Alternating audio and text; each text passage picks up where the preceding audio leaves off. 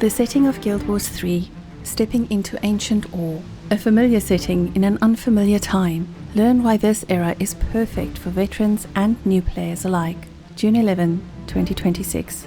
Hello Tyrians! What an incredibly exciting last couple of weeks it's been. Our team has been so excited to finally reveal the existence of Guild Wars 3 to the world in our teaser announcement and talk about the future of Guild Wars franchise.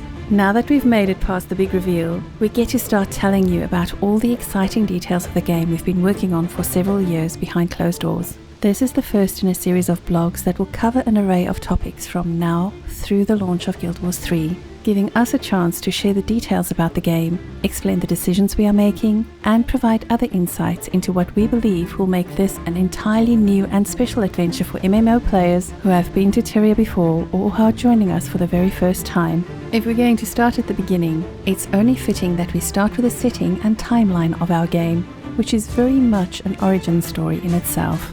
The when and where of Guild Wars 3. Guild Wars 3 begins on the continent of Orr, over 1,000 years before the events of Guild Wars Reforged, in a period of time before the human gods left this world. The former god of death has been recently usurped. It is a time before the First Guild War, when hostilities between rival guilds are rising and the Order of the Veil is on its back foot. We believe it's both exciting for existing Guild Wars players and ideal to invite an entirely new group of fans to explore, to our existing Guild Wars community. This is a moment in time absolutely loaded with mystery and untold stories that sit at the very heart of the Guild Wars universe. The lands of Orr have tendrils that run deep across the franchise, from the Chai invasion and the mysterious Vizier in Guild Wars Reforged, to visiting the formerly sunken ruins of the one great nation raised from the bottom of the ocean floor by the elder dragon Zaitan in Guild Wars 2.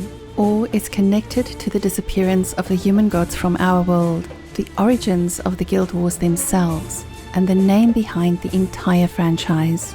It also related to the rise of Grenth and the fall of Dhuum, as well as Abaddon's entire story arc first explored in Guild Wars Nightfall. So many mysteries, untold stories, and questions across 21 years of tales from Tyria all arise from Orr before the exodus of the gods. Though there are massive mysteries and stories to explore, in total we released very little public lore about this timeline and location, generally asking more questions than we've answered across the years. We know that for our existing Guild Wars fans, the opportunity to explore the origins of Tyria, to speculate and theorycraft together, and to unravel the mysteries long hidden in Tyria's past will be incredibly compelling. But it's not just a chance to experience some of the big stories lost to history, it's also the opportunity to unveil countless stories we haven't teased before and characters you've never met that brings the golden age of Orr and our timeline to life. For our new fans, we're expanding our reach with Guild Wars 3 and inviting an entirely new generation of gamers to join us for the launch of a new Guild Wars game for the first time. We're also inviting players to join us at launch on a broader set of platforms from day one,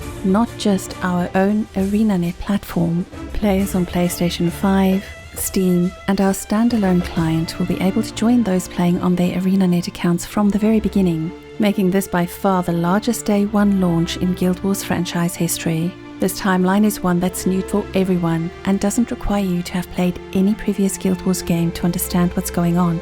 Very little recorded history about this era exists in Guild Wars canon today, and very little of it in total has been explored in Guild Wars Reforged or Guild Wars 2. As a brand new player, there is no better time to start playing Guild Wars for the first time. Our commitment to Tyria. Another major reason we picked this timeline is because it fits our mission to support all of our Guild Wars games into the future. Last week, ArenaNet's leadership team updated the community about our plans to support all 3 Guild Wars games for years to come. In case you missed it, the link is below. Guild Wars will continue onward with new content, storylines, characters, and locations beyond the release of Guild Wars 3. Making a game set after the timeline of Guild Wars 2 would ultimately conflict with that goal. It's important to leave room for the setting and characters of Guild Wars 2. With an open runway, we refrain from limiting or constraining the countless stories we want to tell in Tyria in our current Guild Wars 2 timeline, and allow Guild Wars 2 to continue to expand and grow as far into the future as we have Guild Wars fans who want to play it. But before. The timeline we chose for Guild Wars 3 is incredibly exciting for us to build.